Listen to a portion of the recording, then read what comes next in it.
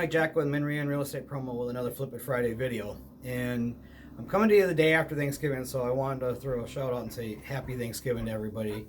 And hopefully you guys had a safe and happy holiday with your family and friends. And today I want to talk about something that has come up over and over and over again over the years with newer students who have some finances or have some money available to do deals, but have been struggling to find their first deal.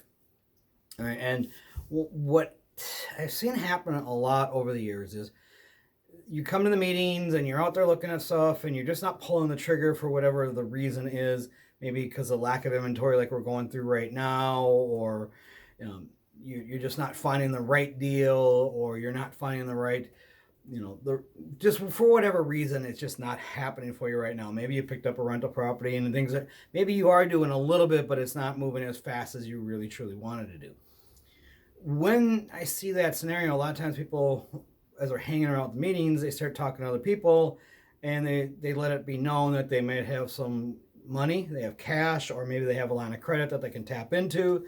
And you got other investors that have been watching you for a while, and then they come out and they say, you know what, I know you got those funds available, and I got a deal here, and rather than me selling it to you, where you would actually go and do more, you're doing diligence, they say, why don't you partner up with me, and then you fund the deal for me, and then you can learn through the process that way. And that's a great way for a lot of people to get started, because sometimes that's what needs to get them over that fear factor, is to partner up with somebody else if you do have the money. And there's a lot of good deals out there, and investors are finding them. So it's a great way for you to get into the game. But I do want to caution you to be very careful and do your due diligence on the numbers, right? And so don't borrow money to anybody with the promise, just simply on the promise that if you borrow me the money, I will teach you how to do the business, okay?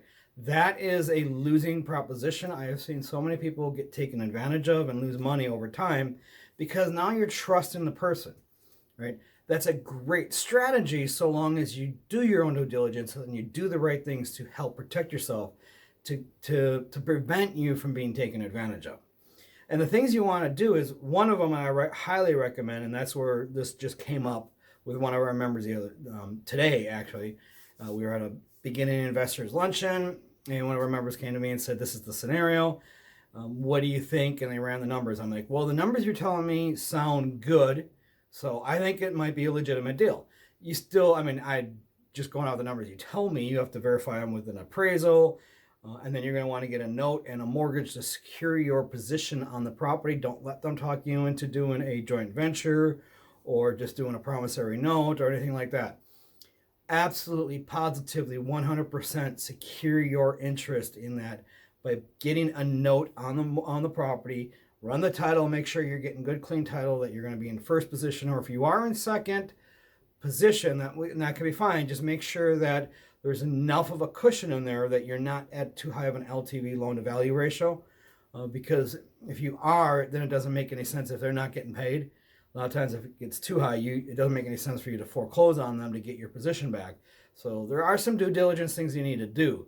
It's a great strategy to help you get started and get over that fear factor. Maybe that's the one thing you need to push you over that edge and get out there and do it and learn it, is by maybe partnering up with somebody, being the money funder to help them get their deal done. In the process, you learn from it. It's a great strategy. I just urge you to do your due diligence. Make sure you're covering your assets and your money, and whether it's your cash or funds that you're taking from a line of credit or whatever else. I want you to be protected. One of the best ways to do that is by seeking the advice of somebody who does have some experience, that has nothing to gain from it, and is willing to help you and talk you through it, at least from the standpoint of making sure that you're protected. Like that student did with me yesterday, or earlier today at the luncheon, where they did tell me about the scenario and they asked. Now, I haven't looked at the numbers, so I haven't verified it for them. I just explained to them. And if they bring me the appraisal and run me the numbers, I'm gladly to take a look at it and then give them, yeah, if it was me, I would probably do it based on these numbers, or no, I would not do it based on these numbers. But it strictly comes out of the numbers. If the numbers don't make sense, don't do it. So hopefully you guys, if you like these Flip It Friday videos, please hit subscribe and hit the like button on this. And if you want to get notified of the videos when they come out, just click on the bell and you'll get notified right away. With that, we'll see you guys back here with another Flip It Friday. Thanks, everyone.